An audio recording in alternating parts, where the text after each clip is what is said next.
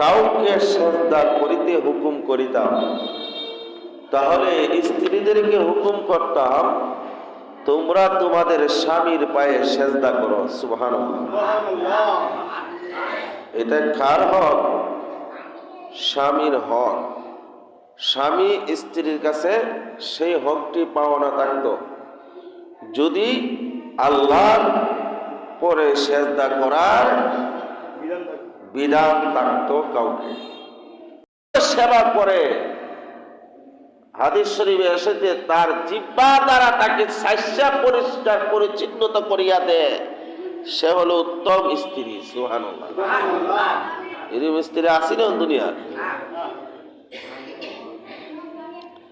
আল্লাহ রাসূল সাল্লাল্লাহু আলাইহি সাল্লাম বলেন, ওই স্ত্রী উত্তম যে স্বামীর অসুস্থতা দেখে সারা রাত তার সেবা নিয়োজিত থাকে।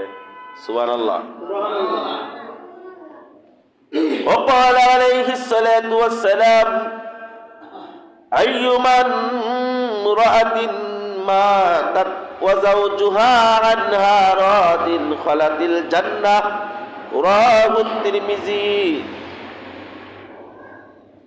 কোন স্ত্রী লোক যদি স্বামীকে সুখী রাখিয়া মারা যায় তবে সে বেহেশতে প্রবেশ করিবে। সুবহানাল্লাহ।